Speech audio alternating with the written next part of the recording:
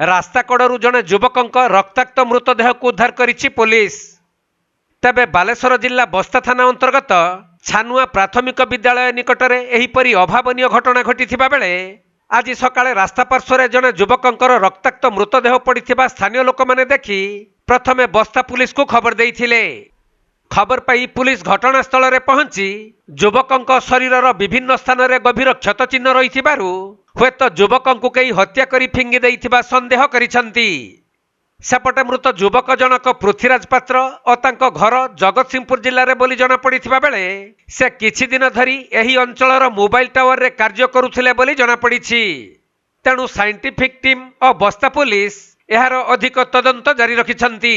मु सकाଳେ ଆସିଲା ବେଳ ଚୌକିଦାର ସେଠି ଠିଆ ହେଇକି ଦେଖୁଛି ମଲା ଲୋକଟା ପଡ଼ିଛି।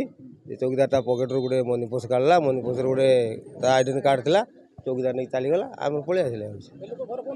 ନା ନା ତା ଘର କେଉଁଠି ମୁଁ ଜାଣିନି, ସେଟା ଆମେ କହିପାରିବାନି। ଯେମିତି ପଡ଼ିଥିଲା ଦେଖିଲେ ସେମିତି ପଡ଼ିଛି। ନା ନା ମୁଁ ଦେଖିନି କେବେ, ମୁଁ କହିପାରିବିନି ସେମିତି। ମୁଁ ଜାଣିବି କେମିତି କେତେବେଳେ ମରା। ମୁଁ 6ଟା ବେଳେ ଦୋକାନ ଖୋଲିତେ ଆସିଲା ବେଳକୁ ଚୌକିଦାର ଅଛି, ଲୋକ ସବୁ ଘେରିକି ଠିଆ ଦେଖୁଛନ୍ତି। ମୁଁ ଦେଖିନି। ମୋ ଦୋକାନ ଏଇଟା ତାର ବସୁଛନ୍ତି। ନା ଦୋକାନକୁ ମୁଁ 6ଟା ବେଳେ ଆସିଲା ଲୋକ ତ ସବୁ ସେଇଠି ଆଉ। ନା ନା ନା ମୁଁ ଦେଖିନି। ସେ କାଢ଼ିକା ଲୋକ ମୁଁ ଜାଣିନି।